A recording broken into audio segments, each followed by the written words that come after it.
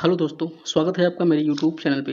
तो दोस्तों आज हम बात करेंगे वायरल फीवर के बारे में। ये ज़्यादातर बच्चों से लेकर वृद्ध और पुरुषों में भी होने की संभावना रहती है। तो इस वीडियो में हम आपको बताएंगे वायरल फीवर क्या होते हैं, क्या इसके लक्षण होते हैं और इसके कारण क्या होते हैं। साथ में जानेंगे इसके बचाव के बारे में, इसके डायग्नोसिस के बारे में और इसके कॉम्प्लिकेशन के बारे में। तो आप मेरे वीडियो में लास्ट तक बने रहेगा। उससे पहले अगर आप मेरे चैनल पर नए हैं तो प्लीज़ चैनल को सब्सक्राइब करें एंड बेल आइकन को ऑन करें, जिससे मेरे आने वाले नए वीडियो का नोटिफिकेशन आपको मिलता रहेगा। चलिए बात करते हैं वायरल फीवर क्या होते हैं। वायरल इन्फेक्शन एक बड़ी श्रेणी को वायरल फीवर का नाम दिया गया है। शरीर का तापमान बढ़ना वायरल फीवर की मुख्य विशेषता होती है। वायरल फीवर बच्चों और वृद्धों में काफ़ी सामान्य होता है क्योंकि उनकी इम्यून सिस्टम कमज़ोर होती है। वायरल बुखार आमतौर पर हवा में फैलने वाले एयरबॉर्न वायरल के संक्रमण के कारण होता है। हालांकि यह पानी में फैलने वाले वाटरबॉर्न संक्रमण के कारण भी हो सकता है। वाटरबॉर्न संक्रमण की रोकथाम करने के लिए उपाय किए जा सकते हैं, लेकिन जिस हवा में हम सांस लेते हैं उससे फैलने वाले संक्रमण की रोकथाम करने के उपाय काफ़ी कम हैं। वायरल बुखार बहुत ही कम मामलों में चिंता का कारण बनता है और ज़्यादातर मामलों में यह बिना किसी विशेष उपचार के ही ठीक हो जाता है। हालांकि वायरल फीवर और बैक्टीरिया संक्रमण के बीच के अंतर को स्पष्ट करना इतना आसान नहीं है, क्योंकि इनके काफ़ी सारे लक्षण एक समान होते हैं। इसलिए यदि आपके शरीर का तापमान 102 डिग्री फ़ारेनहाइट से ऊपर हो जाता है या फीवर 48 घंटों तक कम नहीं होता है तो डॉक्टर से बात करना आवश्यक है। जो लोग इस संक्रमण से पीड़ित हैं उनको शरीर में दर्द, त्वचा पर चकत्ते और सिर दर्द की समस्या होती है। हालांकि वायरल फीवर का इलाज करने के लिए दवाएं भी उपलब्ध हैं। कुछ मामले में घरेलू उपचार भी इस स्थिति से निपटने में आपकी सहायता करते हैं। बात करते हैं कि वायरल फीवर के क्या क्या लक्षण होते हैं। तो वायरल फीवर के कुछ लक्षण इस प्रकार होते हैं, जैसे आपको तेज बुखार, शाम व दोपहर को बुखार होना, नाक बहना, बंद नाक, आंखें लाल होना, खाना निगलने में कठिनाई होना, ठंड लगना, थकान, चक्कर आना, गले में दर्द, आँखों में जलन, खांसी, मतली और उल्टी आना, कमजोरी, सिर दर्द, मांसपेशियों में दर्द, टॉन्सिल्स में दर्द, छाती में कफ जमा हुआ महसूस होना। तो ये कुछ इसके लक्षण होते हैं। बात करते हैं कि डॉक्टर को कब दिखाना चाहिए।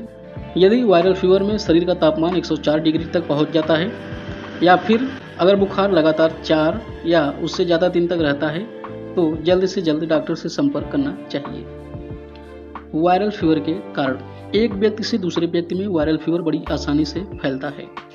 संक्रमित व्यक्ति के शरीर से निकलने वाले द्रव पदार्थ जैसे खून, थूक और पेशाब आदि के संपर्क में आने पर दूसरा व्यक्ति भी वायरल फीवर से संक्रमित हो जाता है। जब संक्रमित व्यक्ति छींकता है, खांसता है, उबासी लेता है और यहाँ तक कि बोलता है तो उसके शरीर से द्रव की बारीक बूंदें हवा में मिल जाती हैं और यदि आप आसपास हैं तो सांस के द्वारा वे बूंदें आपके शरीर में चली जाती हैं। जब एक बार वायरस आपके शरीर में चली जाती है तो यह पूरे शरीर में फैलने और बुखार के साथ तीव्र संक्रमण पैदा करने में 16 से 24 घंटे तक का समय लेता है।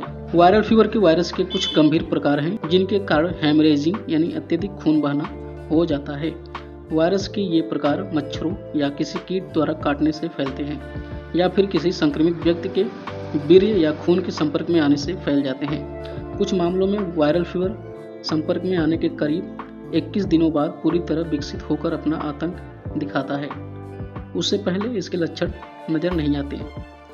वायरल फीवर के कुछ प्रकार के वायरस चूहे के मल या मूत्र के आसपास सांस लेने से भी मानव शरीर के अंदर चले जाते हैं। वायरल फीवर का खतरा कब बढ़ जाता है, तो निम्न कंडीशन होती है जो वायरल फीवर के जोखिम बढ़ जाते हैं, जैसे किसी संक्रमित व्यक्ति के करीब हों, किसी संक्रमित व्यक्ति के साथ काम कर रहे हों, असुरक्षित यौन संबंध बनाते हैं, इंजेक्शन के लिए इस्तेमाल की जाने वाली सुई शेयर करते हैं, ऐसी इमारत में रहते हैं जहां चूहे अधिक हों, संक्रमित पशुओं के नज़दीक रहते हैं या उनके कत्ल खाने में काम करते हैं, किसी ऐसे क्षेत्र में यात्रा कर रहे हैं जहां पर विशेष वायरल फीवर प्रचलित हो, या फिर ऐसे क्षेत्र में रहते हैं जहां पर वायरल फीवर के वायरस से अक्सर संक्रमण फैलता रहता है। शिशु, बच्चे और वृद्ध व्यक्तियों की इम्यून सिस्टम कमज़ोर होती है, इसलिए उनमें वायरल फीवर होने की संभावना अधिक होती है। बात कर लेते हैं वायरल फीवर से बचाव।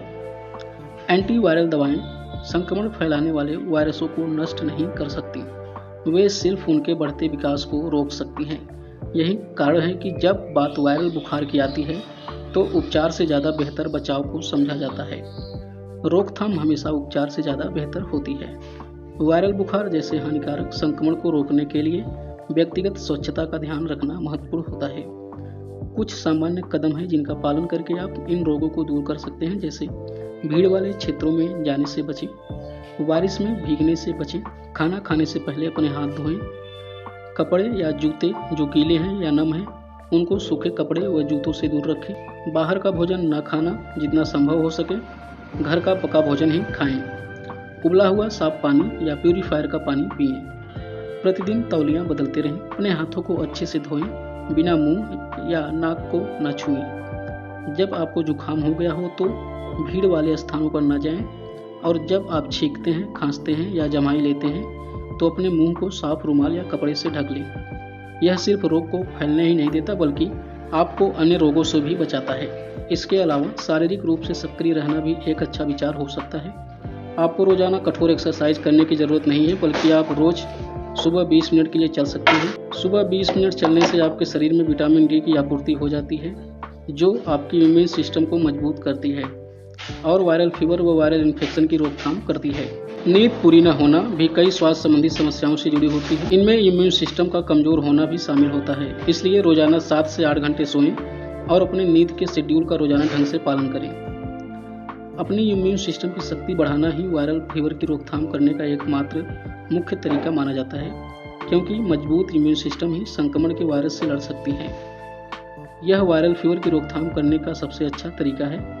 इसलिए संतुलित भोजन करें, पर्याप्त मात्रा में पानी पिएं, रोजाना एक्सरसाइज करें और रात के समय अच्छी नींद लेने की कोशिश करें। आपकी इम्यून सिस्टम विशेष रूप से पोषक तत्वों की कमी होने के कारण कमजोर हो सकती है। संक्रमण की रोकथाम करने में जिंक और विटामिन सी महत्वपूर्ण भूमिका निभाते हैं। इसलिए यह सुनिश्चित कर लें कि आपके आहार में पोषक तत्व शामिल हैं।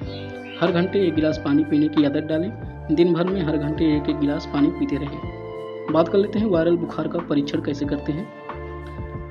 तो वायरल फीवर का मूल्यांकन करने के लिए डॉक्टर आपका निम्न परीक्षण कर सकते हैं, जैसे आपके लक्षण और पिछली मेडिकल स्थिति से जुड़ी कंडीशन सवाल पूछ सकते हैं। आपका शारीरिक परीक्षण कर सकते हैं। पिछली मेडिकल जानकारी और शारीरिक परीक्षण के परिणाम के आधार पर आवश्यकता पड़ने पर खून टेस्ट या छाती का एक्सरे आदि करा सकते हैं। चूँकि वायरल फीवर के लक्षण कई रोगों के लिए आम होते हैं, इसलिए बुखार के विशिष्ट रूप का पता लगाना मुश्किल हो सकता है। डॉक्टर आपको खून टेस्ट करवाने के लिए कह सकते हैं ताकि जांच की पुष्टि की जा सके और अन्य बीमारियों की संभावनाओं का पता लगाया जा सके, जिनमें कुछ टेस्ट शामिल हैं, जैसे dengue, malaria test, chikungunya test, typhoid test. Bacteria या वायरस में से किस कारण बुखार हो रहा है, यह जानने के लिए CBC यानी कंप्लीट ब्लड काउंट टेस्ट किया जाता है। हालांकि यह बात भी ध्यान देने योग्य है कि ब्लड टेस्ट वायरस का पता नहीं लगाता। अगर आपको लगातार कई दिनों से बुखार है और टेस्ट में कोई बैक्टीरिया ना मिले तो स्पष्ट हो जाता है कि आपको वायरल फीवर है। बात कर लेते हैं वायरल फीवर की जटिलताएं यानी कॉम्प्लिकेशन के बारे में बात करते हैं। आमतौर पर वायरल फीवर 1 सप्ताह से 10 दिन के भीतर ठीक हो जाता है। हालांकि वायरल फीवर के गंभीर मामलों में निम्न कॉम्प्लिकेशन पैदा हो सकती हैं, जैसे शरीर में पानी की कमी, प्रलाप, किडनी फेलियर, झटका या सदमा लगना, लिवर खराब होना, तंत्रिका तंत्र के कार्यों में गड़बड़ी, मिर्गी, कोमा, श्वसन बुखार यानी रेस्पिरेटरी फीवर, कई अंदरूनी अंगों का काम करना बंद कर देना, सेप्सिस। तो ये कुछ इसके कॉम्प्लिकेशन होते हैं। तो दोस्तों ये था कुछ वायरल फीवर के बारे में। तो वीडियो कैसा लगा आप हमें कमेंट करके ज़रूर बताएं, और वीडियो अच्छा लगा हो तो वीडियो को लाइक करें, शेयर करें, चैनल को सब्सक्राइब करें। फिर मिलते हैं अगले वीडियो में नेक्स्ट टॉपिक पे। तब तक के लिए नमस्कार, धन्यवाद, टेक केयर।